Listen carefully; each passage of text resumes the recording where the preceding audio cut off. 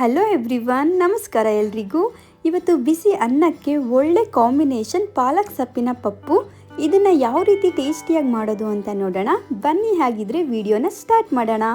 ಮೊದಲು ಒಂದು ಕುಕ್ಕರಲ್ಲಿ ಅರ್ಧ ಕಪ್ ತೊಗರಿಬೇಳೆ, ಅರ್ಧ ಕಪ್ ಹೆಸರುಬೇಳೆನ ಹಾಕ್ಕೊಂಡು ಚೆನ್ನಾಗಿ ತೊಳ್ಕೊಳ್ಳೋಣ.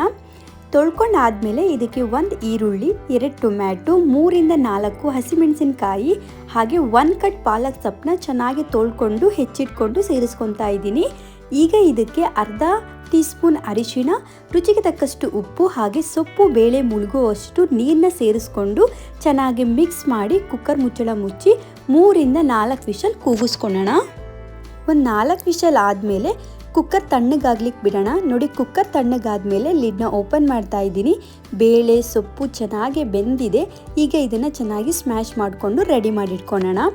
ಈಗ ಒಂದು ಪ್ಯಾನ್ನ ಬಿಸಿ ಮಾಡೋಕ್ಕೆ ಇಟ್ಕೊಂಡು ಅದಕ್ಕೆ 2 ಟೇಬಲ್ ಸ್ಪೂನ್ ಎಣ್ಣೆ ಕಾದ್ಮೇಲೆ ಅರ್ಧ ಟೀ ಸ್ಪೂನ್ ಸಾಸಿವೆ, ಅರ್ಧ ಟೀ ಸ್ಪೂನ್ ಜೀರಿಗೆ, ಸಣ್ಣದಾಗಿ ಕಟ್ ಮಾಡ್ಕೊಂಡ ಬೆಳ್ಳುಳ್ಳಿ, ಒಣಮೆಣಸಿನ್ಕಾಯಿ, 1 ಈರುಳ್ಳಿನೂ ಕೂಡ ಸಣ್ಣದಾಗಿ ಹೆಚ್ಚಿಕೊಂಡು ಸೇರಿಸ್ಕೊತಾ ಇದ್ದೀನಿ.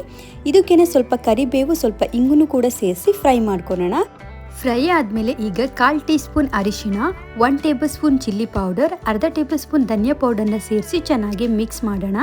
ಮಿಕ್ಸ್ ಆದಮೇಲೆ ಈಗ ಬೇಯಿಸಿಟ್ಕೊಂಡಿರುವ ಪಾಲಕ್ ಸೊಪ್ಪು ಹಾಗೆ ಬೇಳೆನ ಸೇರಿಸ್ಕೊಂಡು ಕುದಿಲಿಕ್ಕೆ ಬಿಡೋಣ. ಈಗ ಟೇಸ್ಟ್ನ ನೋಡಿ ಉಪ್ಪು ಬೇಕಿದ್ರೆ ಸೇರಿಸ್ಕೋಬೋದು. ನೋಡಿ, ಇದು ಚೆನ್ನಾಗಿ ಕುದೀತಾ ಇದೆ. ಲಾಸ್ಟಲ್ಲಿ ಸ್ವಲ್ಪ ಕೊತ್ತಂಬರಿ ಸೊಪ್ಪನ್ನು ಕೂಡ ಸೇರಿಸ್ಕೊತಾ ಇದ್ದೀನಿ. ಸೂಪರಾಗಿ ಪಾಲಕ್ ಸೊಪ್ಪು ಪಪ್ಪು ರೆಡಿಯಾಗಿದೆ. ಈ ವಿಡಿಯೋ ನಿಮಗೆ ಇಷ್ಟ ಆದರೆ ಪ್ಲೀಸ್ ಲೈಕ್ ಮಾಡಿ, ಶೇರ್ ಮಾಡಿ ಹಾಗೆ ಸಬ್ಸ್ಕ್ರೈಬ್ ಮಾಡಿ. Thank you.